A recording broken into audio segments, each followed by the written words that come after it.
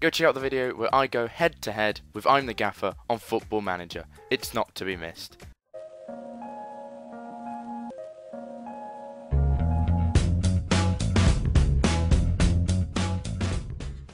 Hello ladies and gentlemen, and welcome back to Beware the Beast, our Football Manager save here with Brentford in the Barclays Premier League. Now, a few things that sadden me is that he didn't want to sign a new deal, and it's going to make sense in just a minute. Where is he? Alan Judge has left the club. Sad, I know. He's joined West Ham on a £1.7 million deal. To be fair, we made a £1.5 million profit on him. He wasn't playing as much. You can see, made 10 sub appearances. Was effective. Don't get me wrong. He was a very good player. But for the money that came in for him, and the fact that leading player for most Sky Bet Championship sides, thought it was time for him to go. And of course, we will love Judgy. Of course, a great player for us over the years. Other than that, not too much happening. I mean, a lot of interest in our players, really. Players like Henriksen, Yarbo's been wanted by Arsenal. And he's also not signing a new deal as well. He's unhappy at the club. Wants to play in the Champions League, which I think is a little bit of wishful thinking from him. Obviously, players like Jordan Rhodes also wanted. Harley Dean, of course, touted by Everton for a very, very long time. Now, our recent results have been okay, not bad. Yeah, not actually not that bad since our drumming from Manchester City. We bounced back with a 5-2 victory over Aston Villa. Jordan Rhodes scoring 2 against the club that are so keen to sign him. Certainly don't have done his reputation any harm. As for Zach Clough getting yet another goal early on in that game. But this was a good game for us. We played reasonably well. Didn't dominate possession, which was a bit unlike us, but we got the goals, which is all that matters. And a 5-2 victory, a little bit of a crazy one. Goals flying in at both ends, but still a decent performance. And then we followed on with another big result against Everton. With Zach Clough, Martin Odegaard, and a Jordan Rhodes penalty just a few minutes later. Not the most exciting of games, to be fair, even though there were 4 goals. Really not that many chances. It was kind of, how do I describe it? It's kind of it just didn't have that pizzazz that a 4-goal game should have. Wasn't crazy. Lots of fouls committed in the game as well. It was quite stop-start at times. Now, we had a 2-1 defeat to Chelsea, which was very harsh because it was an even game, really, and I guess that little bit of extra quality that Chelsea have really stood out in that game. Edison Cavani getting the decisive goal after 35 minutes. And I'm a bit disappointed we couldn't push them in that game too much, but an injury to Martin Odegaard as well, which took him out for 2 months with torn knee ligament. Somehow he's still progressing as a footballer, but obviously that's cut his he's injured, he can't play. I was about to say it's knocked him out of the first team, but that's obvious. But we did come back with a decent result against Arsenal. Disappointing not to hold on after a Zach Clough double, who's just been incredible. He has been a man in form. He's been, out of this world, Zach Clough this season. But Juan Bernat and Santi Cazorla getting goals to the Spaniards for Arsenal, who granted were the better team and completely deserved the equaliser. But disappointing not to hold on, nevertheless. But Zach Clough getting a 9-point rating just epitomises the great form he's been in this season. 14 goals in 21 league games and 16 in 24 in total. And a 7.56 average rating in the Premier League's not bad at all. Then after that game, we had a 3-0 victory over Derby. Another good result against Derby. Of course, we beat opening game of the season 1-0 at the iPro. But a good game for us. Again, a late penalty conceded by Derby in the 94th minute. But Alan Judge and Jordan Rhodes really stole the show in this game. With the goals, of course, and 22 shots, 57% possession, comfortable, dominant victory that we've come to expect against some of the quote-unquote lesser sides in the division. Now we face Chelsea yet again, a team that I just hate at this point. Chelsea just piss off. James Tarkowski got an early goal to cancel out Edison Cavani's super early goal, but Kurt Zouma and Edison Cavani wrapped up the game. We weren't terrible in this game, but we weren't fantastic either. And Chelsea completely deserved their win, and disappointing not to progress in the FA Cup, but we did get one of the toughest teams Now Newcastle at home was a good result for us. Zach Clough with an early goal. It's just falling for him. He's a man in form, and when you're in form, it just falls for you. I mean, the goal he scored, he took a shot, hit the post, took a shot, got blocked. It came back to him for a third time, and he put it in. Third time of asking. So good to see that. Abdoulaye Bar scored a goal where James Tarkowski headed in from a corner. It was heading wide, and he just poked his nose in front of it, and scored a second. And Lucas Piazon with a free kick wrapped up the game after Jose Perez got one back just before half time. But again, another dominant performance from us. Almost over double their shots and dominating possession, which was always good to see. Now we have Southampton who sit in 8th. We sit in 6th, obviously pushing for that 5th spot. Possibly, with a slight, hint of 4th, in with a sniff. But obviously we won't overestimate. Of course, the top half finish is what we want.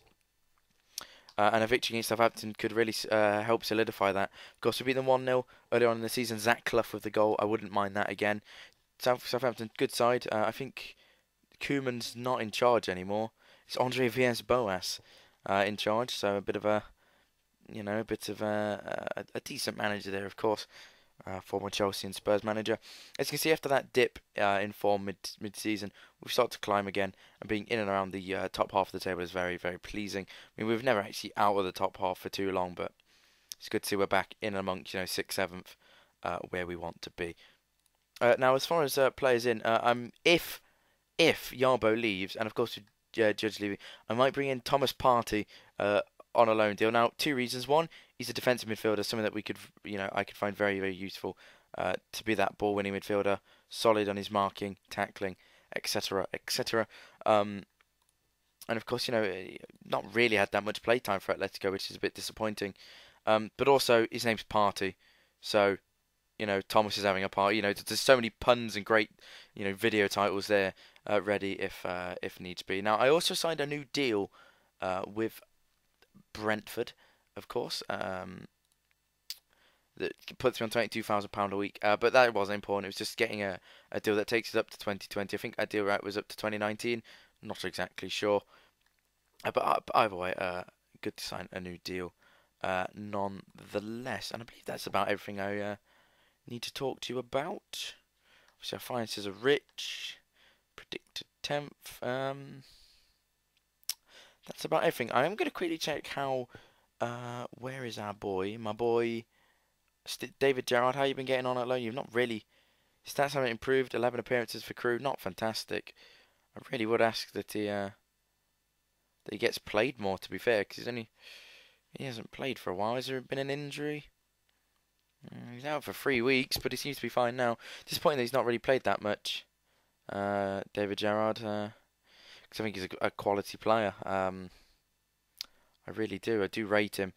Got very good potential for this side. Obviously, the man we brought in for 80k from Rochdale, who knows? But other than that, let's start our game against Southampton, which is actually now after Arsenal drummed Stoke by 5-0. We are going to play our 4-4-2 as per usual. Abdoulaye Bar can't play because he's on international duty, which means Harley Dean and James Tarkowski create the sort of go-to defensive position. Wilfried Zaha's been out recently, but he can return, although it does leave us a little bit light on the defensive options, which means Thomas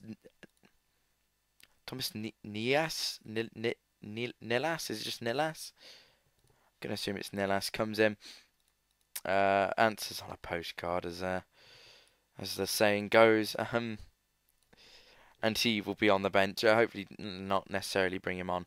We've also got Zaha, Piazon, Serra, and I'm going to bring Piazon for Stuart Dallas. So I think would be a good move for us. Most Roger Badger can keep his right midfield spot, sorry. And that will be all. I'm pretty happy with that. Mark Kissin has settled in reasonably well. Only the 1 clean sheet, only 1 conceded in 2 games, 6.9 average rating. Certainly something to keep an eye on. Decent start though. Pretty impressed with the lad coming into the club, and obviously getting off on a good start for a very cheap fee, really, which what makes the deal so especially pleasing. We could have gone for someone a bit more better named, a bit younger, but we've scouted around, found this lad in the Mexican divisions, and have brought him up. So pleased, yeah, just pleased. Now here we go away at the at St Mary's. We should hopefully get a result here, but as I said, this is a tough place to come against Villas-Boas' side, and hopefully we can at least get a point.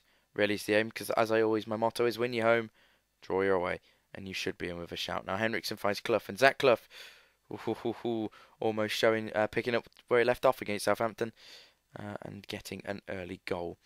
But here's Johnny, finds Reed, that's Harrison Reed.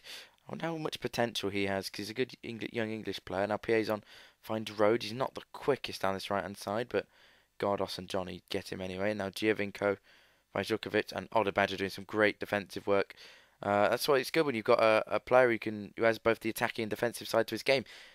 He can run up and down that right wing, and he can make stuff happen both defensively and attacking wise. And Shane Long, I believe that's Shane Long, with a bit of a pretty disappointing miss from that position. A player who's usually so not clinical, but at least would hit the target, you'd have to say. It's interesting to see Tottenham occupying fourth place. It feels to me like we're missing a team like Arsenal, a place below us. I suppose that's about it. Everton are also lacking down there a little bit. Now our problem this season is we've lost too many games. Really, we've not drawn enough. We've been unable to kind of hold on. And and also actually no, I take that back. When we have lost, it's been by big margins. Really, it's days where we haven't turned up, and we've not exactly been here today. I will tell you that I'm not happy with their performance. Fire up the squad. Always good. Odebanjo playing a 6.4, bringing Wilfried Zaha, gives us that attack minding, and a player who's always a threat in the attacking sense. Tracking back, not the greatest, not the most defensive minded of players, but he's all right, and he's had a decent season really. 3 goals, 4 assists since his £9 million move from Crystal Palace, and a 7.07 average rating isn't bad at all now, is it? And I've been certainly pleased with him. He's one of those players who just gets on with his job down that right-hand side. So what more can we ask for, really? Maybe a few extra goals to his game wouldn't hurt. But especially today, if he could pop up with a winner, I'd certainly be pleased. I would be especially pleased. Wink, wink.